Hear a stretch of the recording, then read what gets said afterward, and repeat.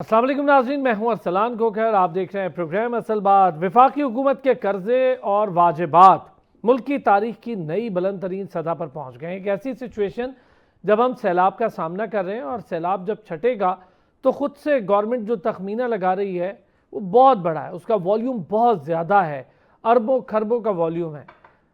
इतनी इन्वेस्टमेंट के बाद जाकर शायद अपने पाँव पर खड़े हों। किसान, आपने खुद सुना इसी प्रोग्राम में किसानों से बात हुई तो किसान अपने परेशानी का शिकार हैं। आने वाले टाइम पर फसलों पर दबाव होगा, एग्रीकल्चर लैंड दबाव कर रह गई है।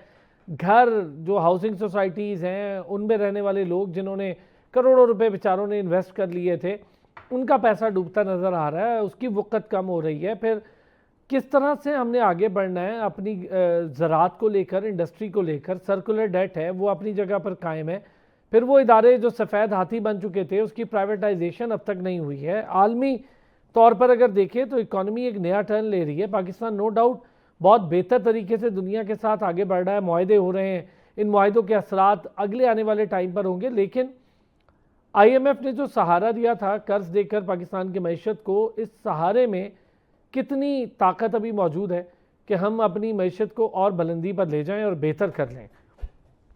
आलमी मईशत सुस्त रफ्तारी का शिकार तो है और GDP 3% के करीब है, लेकिन इसका हरगिज़ मतलब नहीं है कि आप अपने मुल्क के लिए कोशिश ना करें। हम अपनी सराउंडिंग्स में नए मार्केट्स की तलाश, दीगर मामलात, इसमें क्यों बहुत ज़्यादा पीछे रह गए। अब जाकर हम देख रहे हैं कि कुछ मामलात बेहतर हो रहे हैं। कॉटन बहुत ज़्यादा दबाव का शिकार रही, ऑलरेडी हर बार पिछले 3 सालों से कॉटन की फसल पे सवालिया निशान लगता है। हालांकि टेक्सटाइल हमारा शानदार एक्सपोर्ट सेक्टर है। फिर दूसरी तरफ पाकिस्तान स्टॉक मार्केट की अगर बात करें तो वो नई बुलंदियां छू रही है और हमारी मार्केट्स दबाव का शिकार हो रही हैं। लोकल इन्वेस्टर या बिजनेसमैन तबका अपने पैसे निकालने से डर रहा है। क्यों हो रहा है ऐसे? फिर हम ज़रा सर्कुलर डेट से लेकर जब आम आदमी तक की बात करते हैं तो सर्कुलर डेट आम आदमी की जेब से ही निकलता है।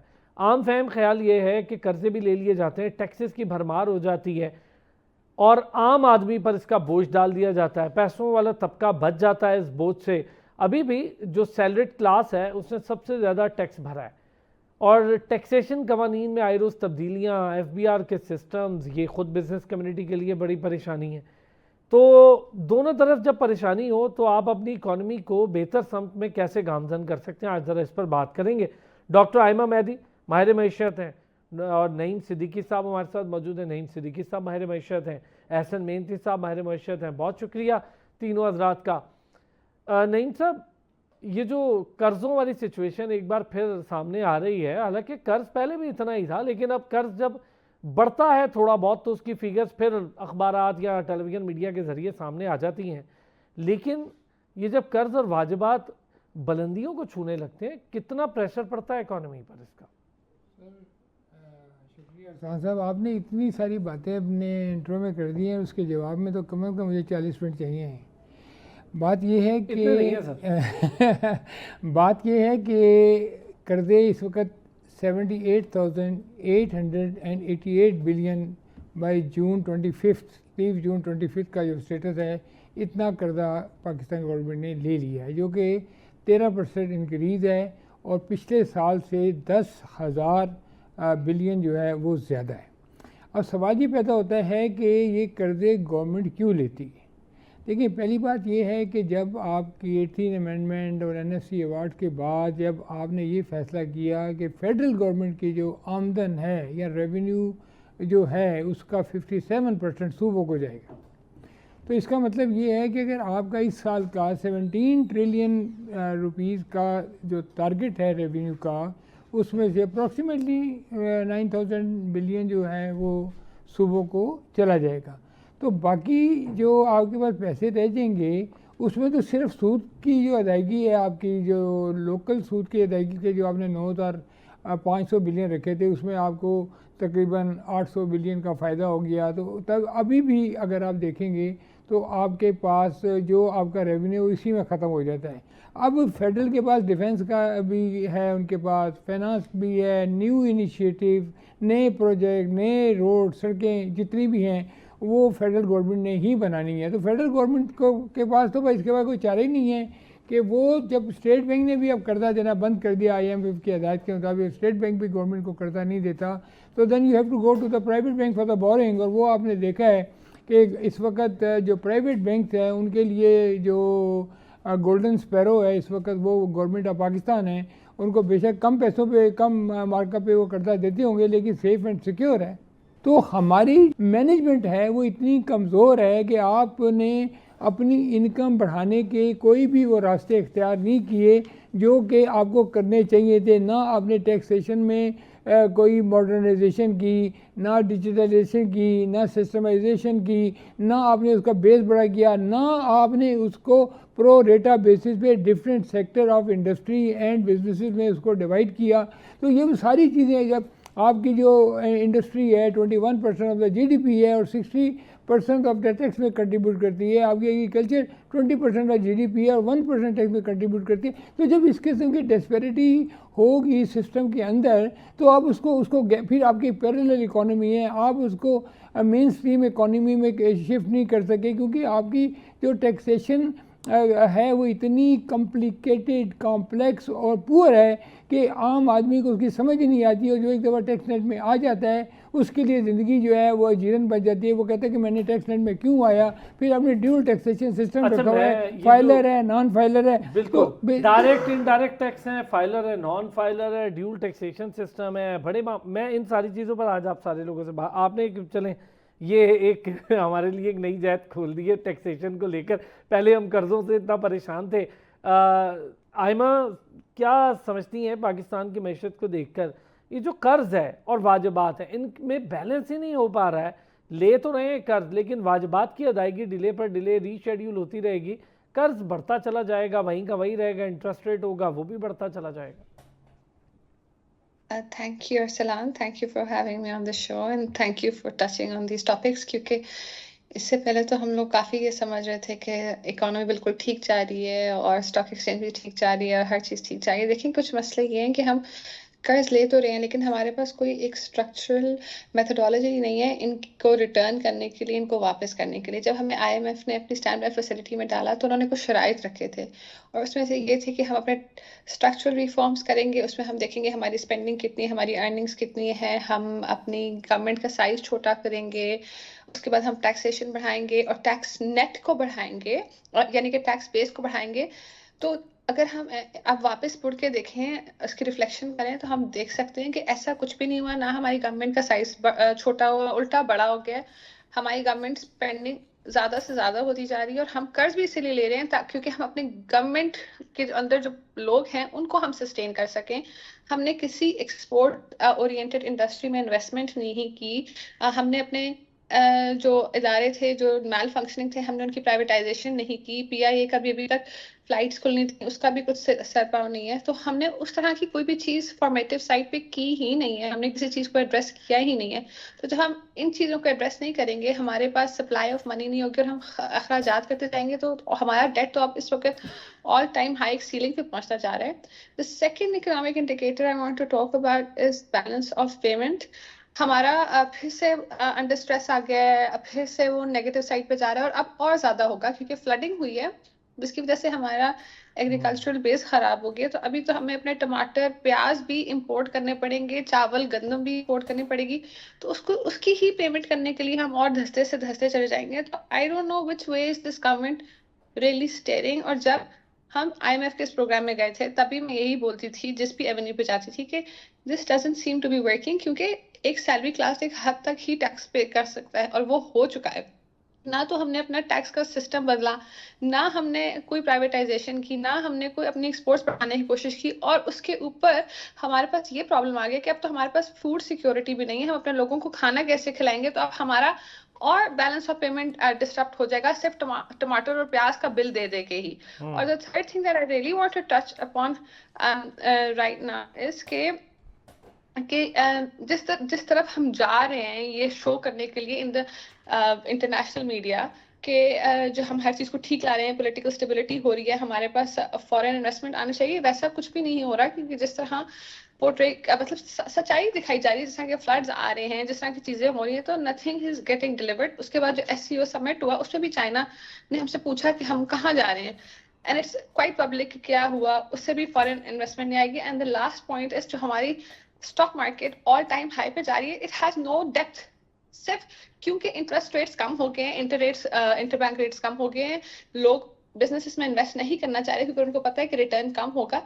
तो just for short term buying selling की जो एक्टिविटी से वो मुनाफा बना सकते हैं, उसमें वो स्टॉक मार्केट्स में पैसा जा रहा है. लेकिन depth wise and in dollar terms हमारी stock market is not expanding the way हम कह रहे हैं कि जी हमारा इंडेक्स इतना ज्यादा कि ऐसी 100 इतना ऊपर चला गया. दैट्स नॉट अ प्रेडिक्टर और even an index that can show the strength and the functioning of the economy. So that's what way we are going to. Ehsan Mehdi साहब अग्री करेंगे इस बात से कि पैसा उठकर इसलिए लग रहा है क्योंकि आपके बिजनेसेस इतना रिटर्न नहीं दे रहे हैं, डिस्काउंट रेट वैसे कम हो गया है, तो आप अग्री करेंगे आयमा की इस बात से कि इसलिए ज़्यादा स्टॉक मार्केट में पैसा लग रहा है? देखिए, आई थिंक कि जो इस वक्त मोमेंटम है वो तो पॉजिटिव है. स्टेट बैंक की तरफ से जो है निशानदेही की गई है जो हमारी इकोनॉमिक रिकवरी में जो है वो इम्पैक्ट करेंगे. आई थिंक कि उसका प्रेशर अभी हमें नज़र आ रहा है. इकोनॉमिक इंडिकेटर्स को इतने इफेक्टिव नहीं होंगे बिकॉज कि ये जीडीपी ग्रोथ जो है उस पर इम्पैक्ट आएगा इन फ्लड्स का. तो आई थिंक कि इम्पोर्ट बिल भी इसमें बढ़ेगा और आई थिंक कि इससे जो है कुछ प्रेशर जो है वो हमारे डेट लेवल पर भी आएगा. तो आई थिंक कि जो प्राइवेटाइजेशन के प्लान्स हैं वहाँ पर भी कुछ इश्यूज हैं. जो अभी शंघाई इलेक्ट्रिक का हमने देखा कि वहाँ पर हमें कि इलेक्ट्रिक की जो डील थी वो उसने ड्रॉ डाउन किया उसको. आई थिंक उसका भी एक इम्पैक्ट है. तो साइकोलॉजिकल इम्पैक्ट भी देख रहे हैं, प्राइवेटाइजेशन डिलेज देख रहे हैं बिकॉज ऑफ फ्लड्स.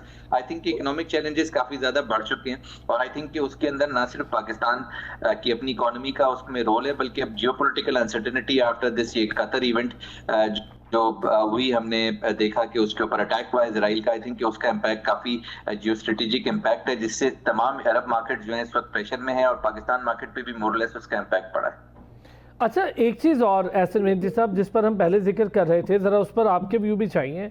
बढ़ता जा रहा है कर्ज का बोझ पाकिस्तान पर और साथ ही साथ इंटरेस्ट रेट वाजिबात ये एक साथ मिक्सअप हो रहे हैं, फिर सैलाबी सूरत हाल है. ये कोई और नई टेंशन सिचुएशन होगी इकोनॉमी को लेकर? देखिए, बिल्कुल इकोनॉमिक चैलेंजेस हैं इस वक्त. टैक्स कलेक्शन जो है उसके शॉर्टफॉल्स हैं इस वक्त. आईएमएफ का रिव्यू जो है दिस मंथ इट्स पेंडिंग. तो आई थिंक कि उसका भी एक रोल है. तो काफी ज्यादा चैलेंजेस नजर आ रहे हैं कि वो आईएमएफ का रिव्यू भी जो है वो इम्पैक्टफुल होना चाहिए इस हिसाब से कि टैक्स कलेक्शन बर वक्त हो ताकि उसमें नई ट्रांच जो है आईएमएफ की मिल सके. तो इस वक्त हम एक जियो स्ट्रेटेजिक सिचुएशन के अंदर हैं जहां पर हमें ये चीज नजर आ रही है कि हमें हमारे टैक्स कलेक्शन टारगेट्स पूरे करने हैं. इस वक्त हमें फ्लड्स के लॉसेज हैं, उसमें हमारा एक्सटर्नल डेट जिस तरह से आपने इंडिकेट किया वो बढ़ रहा है. आई थिंक कि डेवलपमेंट बजट्स काफी ज्यादा जो है वो यूज होंगे. उसके लिए हमें कलेक्शन बढ़ानी पड़ेगी, कुछ स्ट्रेटजी आनी पड़ेगी. और फिर आई थिंक कि जो एफबीआर है वो भी काफी ज्यादा कोशिश कर रहा है कि 18% टैक्स टू जीडीपी रेशियो हमारा हो जाए. उसके लिए बहुत सारे अनटैक्स सेक्टर्स को जो है जिसमें एग्रीकल्चर आता है और फिर रिटेल सेक्टर आता है उस पर फोकस किया जा रहा है. तो चैलेंजेस जो है वो मुश्तहिद काफी ज्यादा चैलेंजेस हैं. आई थिंक कि गोइंग फॉरवर्ड उसके लिए गवर्नमेंट पॉलिसी जो है डायरेक्शनल होनी चाहिए. अच्छी बात यह है कि हमारे जो अरब कंट्रीज हैं वो इस वक्त हमारा उनके साथ बहुत अच्छे ताल्लुकात हैं और इस वक्त जो पाक कतर की जो मीटिंग होगी स्पेशली जो ये वॉर को लेके हो रही है, इजराइल वॉर को लेके, तो आई थिंक कि ये भी अगर हमारे लिए कुछ डिपॉजिट्स आ जाते हैं कतर की तरफ से तो आई थिंक कि इसके अंदर काफी ज्यादा रोल होगा कि इकोनॉमिक स्टेबिलिटी हमें मिल जाएगी ऐसी सिचुएशन में जहाँ पे हम फ्लड्स जो है उनको डील कर रहे हैं. नईम साहब इस पे कुछ कहना चाहें? हम इस वक्त जिस सिचुएशन से गुजर रहे हैं, दो मामला एक साथ चल रहे हैं. एक तो आपके लिए फूड सिक्योरिटी का इशू बन जाएगा, दूसरी तरफ कर्ज लेना ही पड़ेगा आपको इंफ्रास्ट्रक्चर की तबाही के बाद, और फिर जो लैंड एग्रीकल्चर लैंड उसकी बहाली, लाइव स्टॉक्स हैं वो अलग मामला है, लोग डिस्प्लेस हो गए हैं अपने घरों से वो एक अलग सिचुएशन है, उनकी बहाली है, उन घरों की बहाली, बहुत लंबे चौड़े मामला हैं. फिर हम अपनी जो अर्निंग्स हैं, बीइंग अ कंट्री, हम अपनी अर्निंग्स की डिपेंडेंसी भारी तौर पर टैक्सेशन पे रखते हैं. सर देखिए, पिछले मैं समझता हूँ वो 25-30 साल से जो माशी बदहाली का तसलसल जा रहा है और जिसकी हम आओ बका भी हरकत करते रहते हैं उसमें कोई चेंज नहीं हुई. अगर आप इन्फ्लेशन को ऐड करें तो आप देखेंगे कि हम जो है वो पीछे की तरफ ही जा रहे हैं, हमने कोई तरक्की नहीं की है. ना ही अगर हम एक साल एक्सपोर्ट कहते हैं कि हमारी 5% बढ़ गई और 15% अगर इन्फ्लेशन है तो हम कहाँ बढ़ गई हमारी एक्सपोर्ट. हमने तो ये अब जो आपने बात की है सैलाब की जो बात है ये कि ये एक इशू है. अब इशू में आपने देखना है कि प्रॉब्लम्स क्या हैं, अब उसमें देखना है इसके सॉल्यूशंस क्या हैं. अब ये तो बात आप कर रहे हैं जी, सैलाब आ गया 2022 में, जो सैलाब आया था उसमें $30 बिलियन का हमें लॉस हुआ था। क्या हम अब उसके लिए दो ही रास्ते हैं ना, या तो हम अर्निंग करें, या हम कोई एड लें, या हम कोई लोन लें। हमारे पास तो कोई ऑप्शन नहीं है। देखें, बात तो वहाँ होती है जहाँ आपके पास मल्टीपल ऑप्शन होती है। जैसे भाई हम इस सेक्टर से कमा लेंगे, हम इस सेक्टर से कमा लेंगे, हम एग्रीकल्चर से कमा लेंगे, हम IT से कमा लेंगे, हम इंडस्ट्री से कमा लेंगे। अब आपकी जो इंडस्ट्री है, जो लार्ज स्केल मैन्युफैक्चरिंग है, वो गुज़श्ता कई सालों से वो जो है वो डाउन जा रही है, नेगेटिव जा रही है। लार्ज स्केल मैन्युफैक्चरिंग पे जरा मैं एक ब्रेक लेता हूँ। मैं नहीं साहब इस पे आपसे बात करूँ, आपसे ही शुरू करूँगा।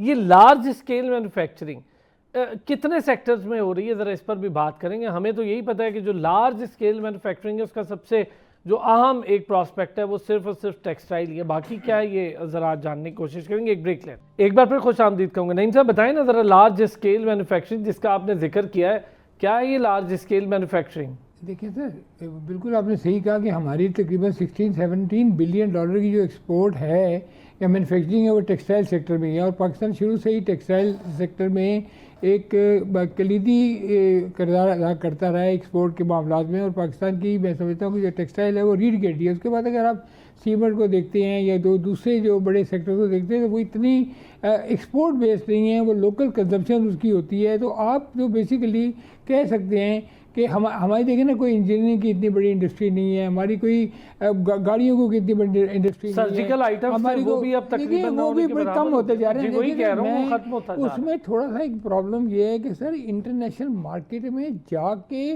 जो ना डीप डाउन कस्टमर को तलाश करना बड़ा ज़रूरी है। हम लोग को कोई कस्टमर मिल जाता है तो हम कहते हैं चलो ये मिल गया, हम इसके साथ काम करें। हम नहीं एवेन्यूज़ को तलाश नहीं करते, हम कहते हैं की तलाश बड़ी कम है। हम यूरोप और अमेरिका से बाहर ही नहीं निकलते। हमें पूरी दुनिया पड़ी है जिसमें हमें जाए काम करना है। आसियान कंट्रीज़ हैं, सेंट्रल एशियन कंट्रीज़ हैं, अफ्रीका है, लैटिन अमेरिका है, ये सारे मुल्क हैं।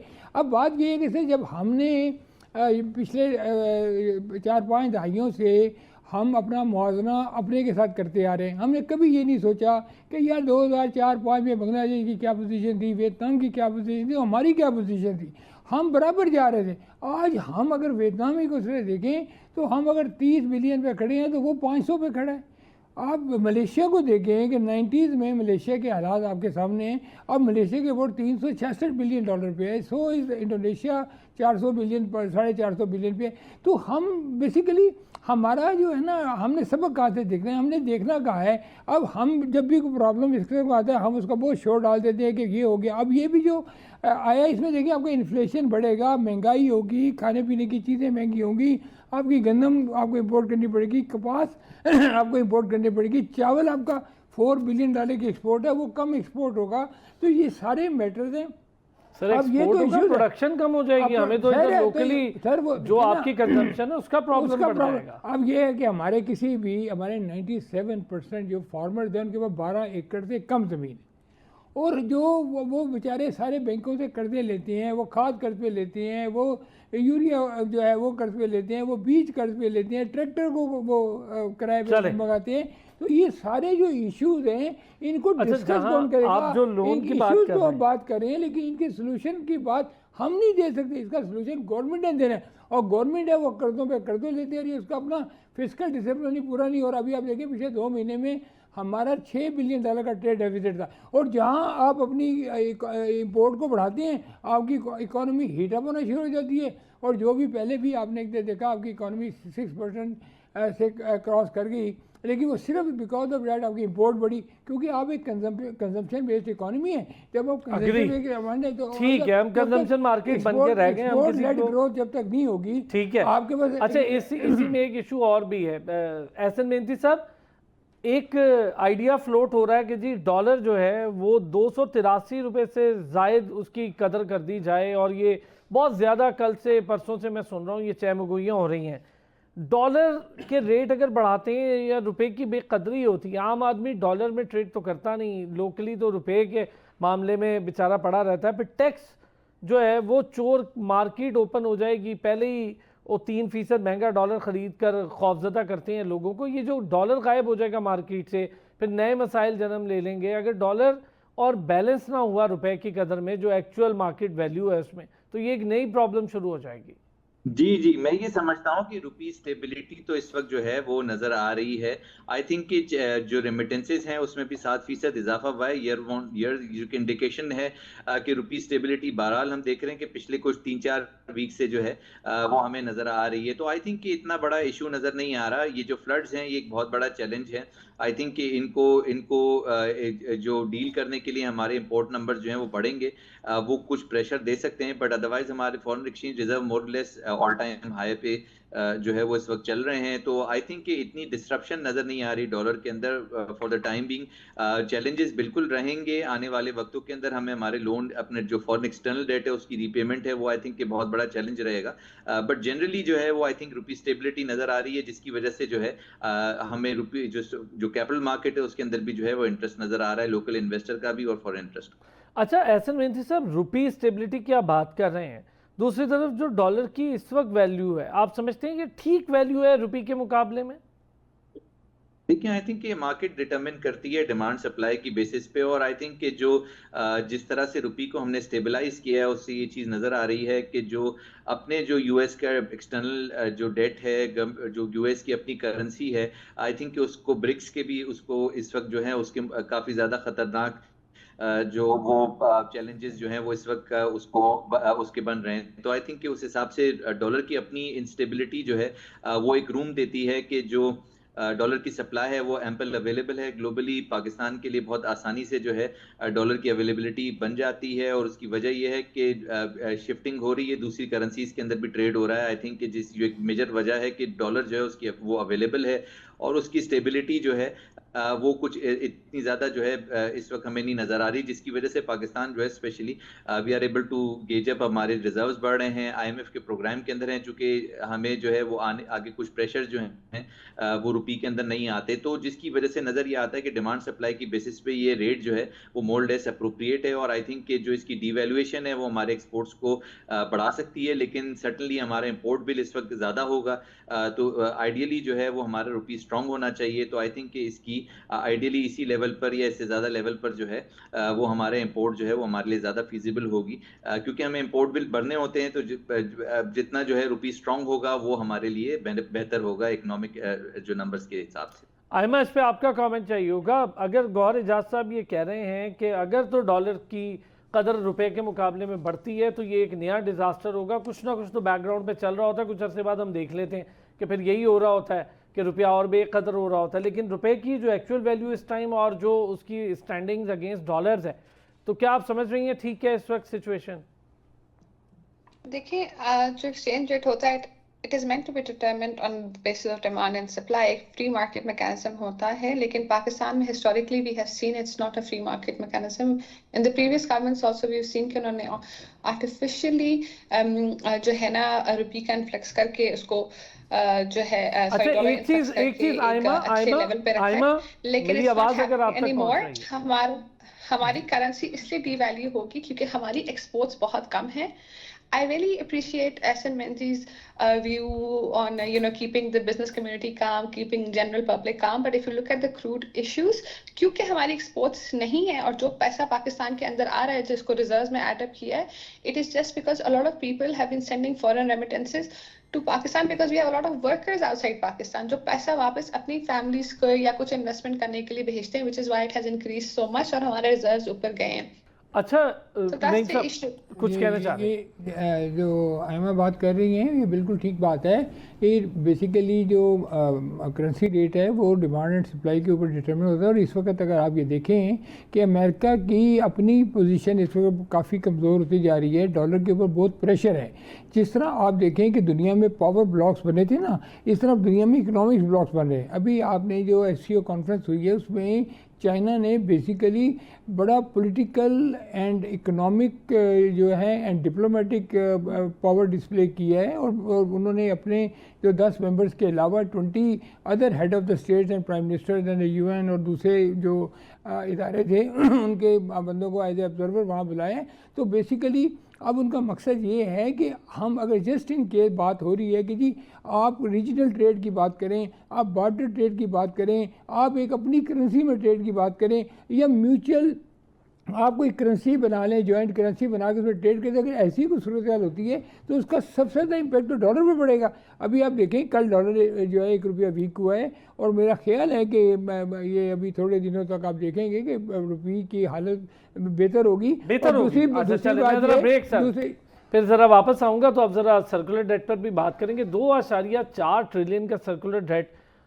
डिक्रीज डाउन हुआ है, कम हुआ है। 780 बिलियन के करीब वाजिबात अदा हुए हैं, लेकिन लोन लेकर अदा हुए हैं, और ये गिरा 1.8 पे। कहा यह जा रहा है कि इस साल ये 2.4 ट्रिलियन का पूरा डेट जो है सर्कुलर डेट, इसको ख़त्म किया जाएगा। लेकिन IPPs मौजूद हैं, उनके प्रेशर मौजूद हैं, कैपेसिटी पेमेंट्स का मामला मौजूद है।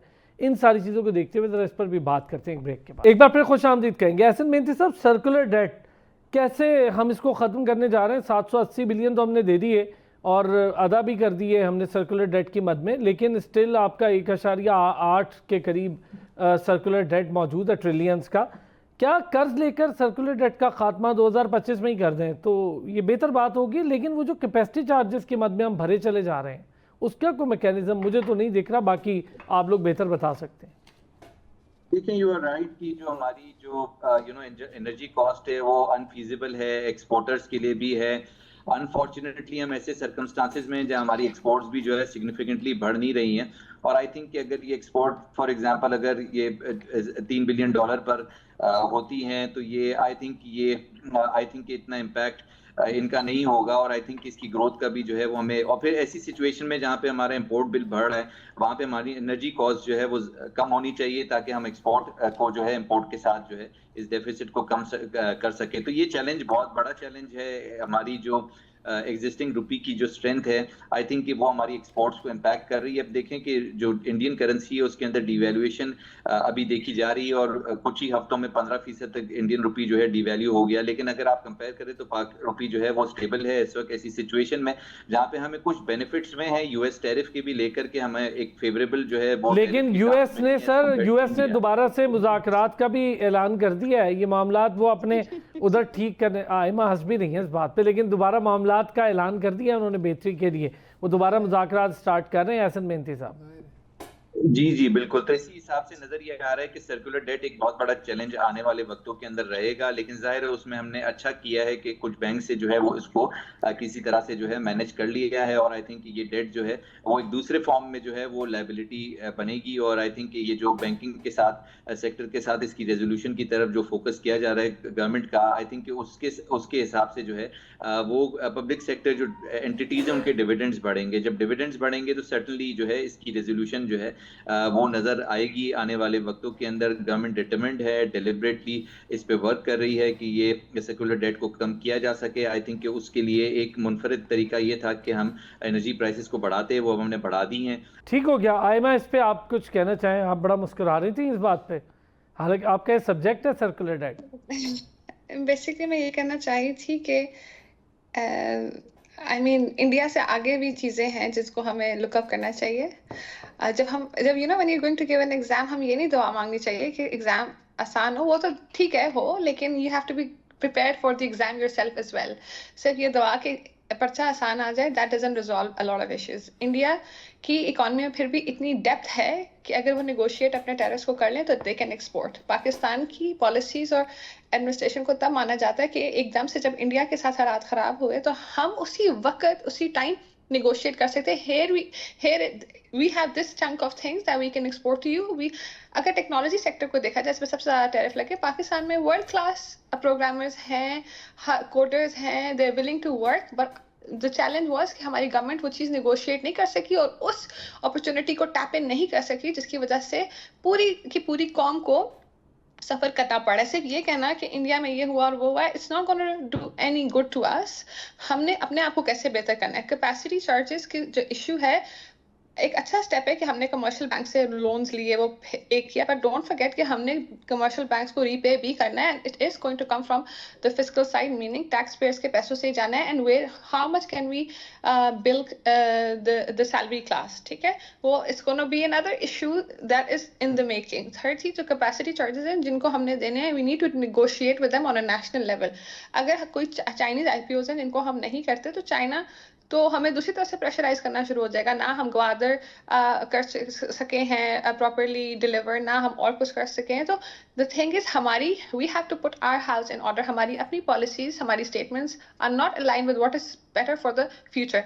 थर्ड थिंग, हम ये बहुत खुश हो रहे हैं कि जी डॉलर और ब्रिक्स और ये और वो बन रहा है, तो जो न्यू डेवलपमेंट बैंक बन रहा है उस वो देगा कर्जे, ठीक है, लेकिन इट विल बी, लेकिन वो क्या ऑल्टरनेट होगा आयमा, ऑल्टरनेट होगा आईएमएफ का, एससीओ का जो डेवलपमेंट बैंक है? नहीं देखें, that is a question for another show, उसके ऊपर हम बहुत सारी डिबेट कर सकते हैं। In short, no, because the depth of IMF and the stance or the meaning of IMF is much different from what this development bank is going to do. This development bank is going to be focused on the infrastructure and the development of the country itself. तो वो बहुत सारी चीज़ों के अंदर खुद part लेगा। For example, अगर आप केन्या इन कंट्रीज इधर जाएं तो चाइना ने बहुत इन्वेस्टमेंट की इनकी ट्रेन्स लाइंस में बहुत डेवलप की है, लेकिन वहाँ से जितने भी एलिमेंट्स निकल रहे हैं, जितने भी रॉ मटेरियल निकल रहे हैं, they are bringing it back और यूजिंग देम themselves। तो अगर पाकिस्तान के साथ इस तरह होना शुरू हुआ तो आप ये देखें कि हमारी सोवरेनिटी पे कितना ज़्यादा असर होगा। नईम साहब, देखिए सर, ये सर्कुलर रेट्स की जो बात हो रही है, इसमें तो गवर्नमेंट को टैरिफ को हकीकत पसंदाना बनाना पड़ेगा, मिलों की रिकवरी को बेहतर करना पड़ेगा, टिस्कोस की कारकर्दगी को बेहतर करना पड़ेगा, महंगे मदों जो हुए हैं उस पर नज़रसानी करनी पड़ेगी, कम लागत जो ज़राए जो तवानाई है वो अपनाने पड़ेंगे, पुराने कर्ज़ों की रीस्ट्रक्चरिंग करनी पड़ेगी, अदारों की शफाफियत जो है ये सबसे इम्पोर्टेंट करनी पड़ेगी। अब ये जब सब चीज़ें आप नहीं करेंगे तो फिर आप जो मर्ज़ी करते रहें। आपने अपनी बैलेंस शीट में एक चीज़ को दूसरी चीज़ से रिप्लेस कर दिया, आपने जो पेमेंट करनी थी आपने उसको एक साइड पे कर दी, दूसरी साइड आपने लोन दिखा दिया और वो उसको तो ये तो चीज़ें नहीं चलेंगी ना, ये कोई आम कंपनी तो नहीं, इट्स अ कंट्री। अब इसी तरह देखें दुनिया में जो इकनॉमिक कॉरिडोर या बढ़ रहे हैं, ये बड़े इकनॉमिक ब्लॉक बढ़ेंगे। अभी आपने अमेरिका की बात की, तो अमेरिका को पता है कि 1.5 बिलियन पॉपुलेशन के साथ मैं डायरेक्ट हेड ऑन नहीं ले सकता। हाँ, उनको प्रेशराइज कर सकते हैं, दबा सकते हैं, लेकिन जब एक डीप जिस इकोनॉमी की डेप्थ हो, शॉर्ट टाइम के लिए था, लेकिन हमें अपनी तलाश करनी है, अपने मौके। सर बहुत शुक्रिया। नईम सिद्दीकी साहब, thank you so much. Ehsan मेहनती साहब का बहुत शुक्रिया। डॉक्टर आयमा मेहदी आपका बहुत शुक्रिया। अगले हफ्ते फिर होती है आपसे मुलाकात, अपना ख्याल रखिएगा।